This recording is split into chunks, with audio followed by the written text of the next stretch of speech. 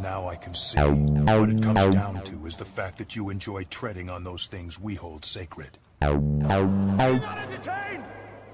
Are you not entertained? Is that why you are here? Hey, listen! God! We out here mad epic right now.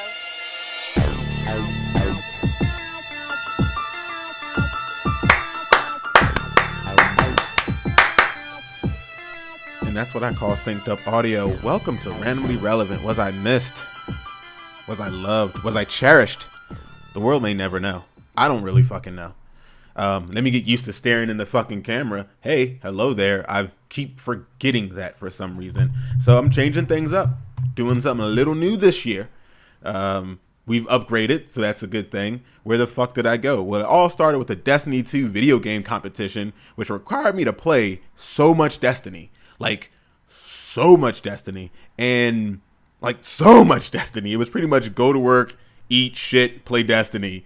And I would play Destiny, I don't know, 8, 9 hours a night. Maybe sleep 2 hours and go to work. And just running off pretty much, like, running off the energy of just Rockstar energy drinks and willpower and hope in the future. And I did it because I was hoping to get exposure, because they would have brought you out to the Bungie studios, you would put on a live stream, and they would put all my social media out there, and then that would have been another way to get exposure, to get more people to me, to get them over here.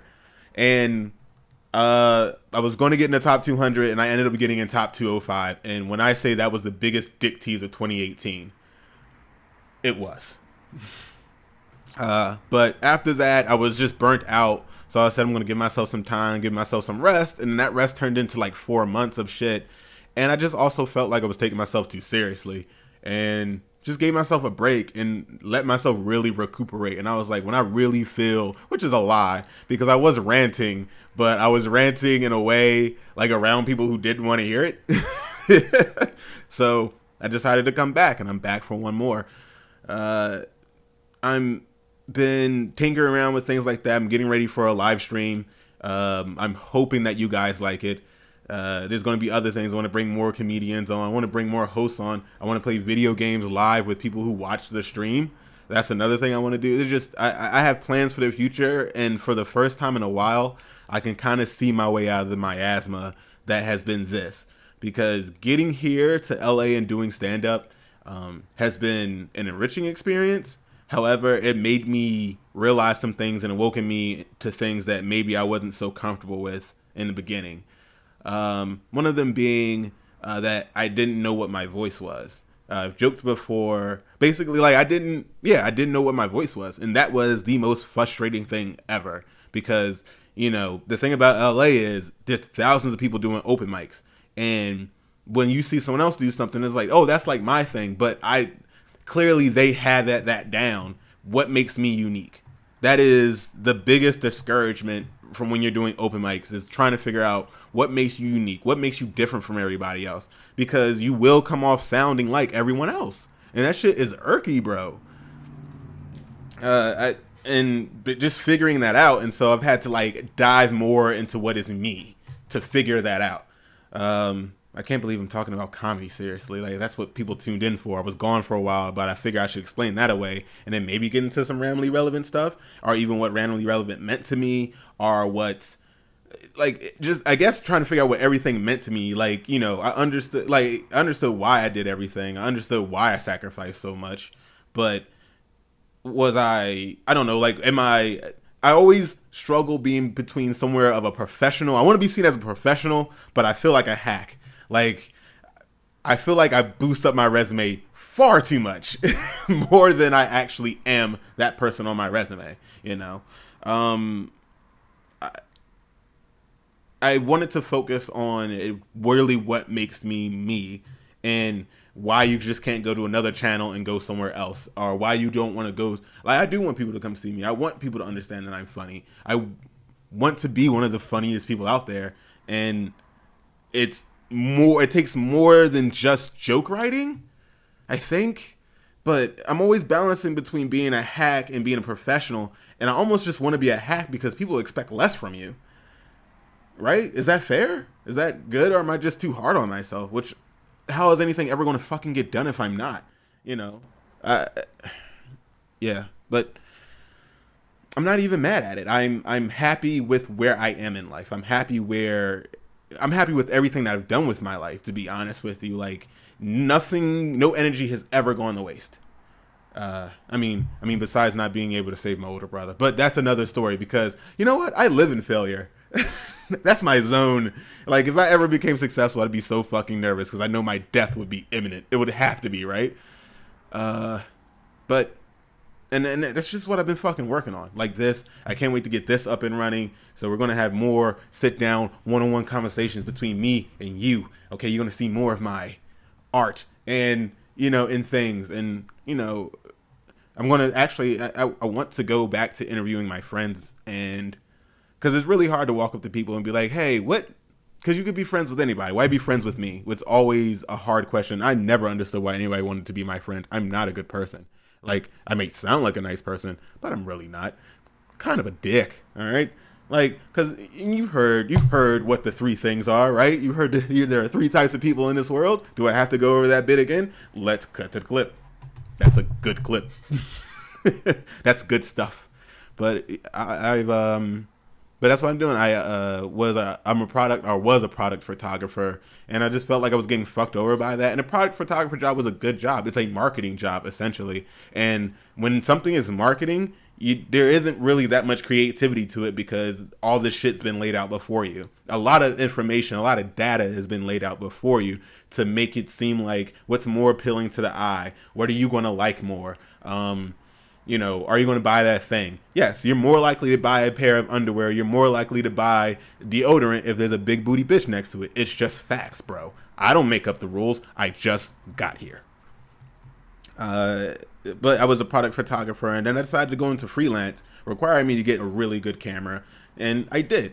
I'm working on the live stream, and when I look at the people that I look up to, or the people that have inspired me, which that's another thing that I did. I basically wanted to prep this year to really focus on what the fuck I'm doing and who the fuck am I, which is something I've always felt like I've known that, or felt like it's I've always known who I was, but I want to know who I am at this point and how I can convey that to an audience. And it's the biggest headache I've ever gone through in my entire life. Okay. And I was never a strong reader. Okay. Like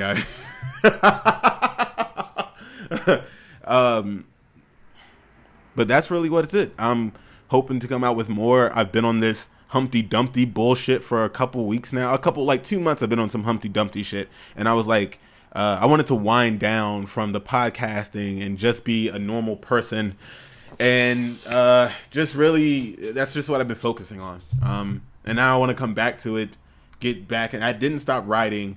I didn't forget about the comedy special, I promised myself. But so much fucking happened personally, literally. Like, my car was falling apart. And so I had to pay for that. I had to take care of that. I had to get to work. And that's kind of like another frustration with my life is that I'm not necessarily free to do whatever I want. I know that there's work that comes with that. I'm putting in that work now. But in order for me, right now, I'm free, but later. I literally live a life of a superhero. There's shit I do during the day. I pretend to be a whole other person during the day. It's fucking exhausting. But I do it so I can get a check, so I can do what I want at night, so I can do what I want on the weekends. And I don't even think humans were made to be like that. I don't think humans were made to be so fucking the constantly code switch like that. But what am I going to do? But I'm pretty much just working towards that, getting that, working towards the freelance. Whatever happens, going to happen. It's not a smart thing to do. But then I look on the internet today, and everybody and their mama decided to come back. So yeah, welcome back.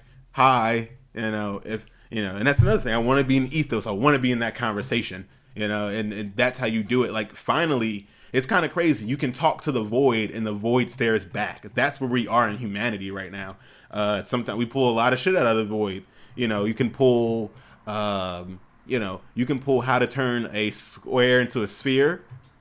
You can pull that out of the void. You can also pull twerk videos out of the void. So, you got to take what you can get, right? You being picky?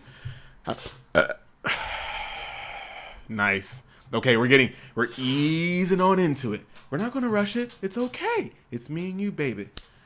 But if I don't get this out, I feel like this is like me not being able to get this out has been the stem. I don't want to say my block or anything, but I am obsessed with that stuff. I do look at people who do it the best, who do it without holding back, who do it relentlessly, who don't give up.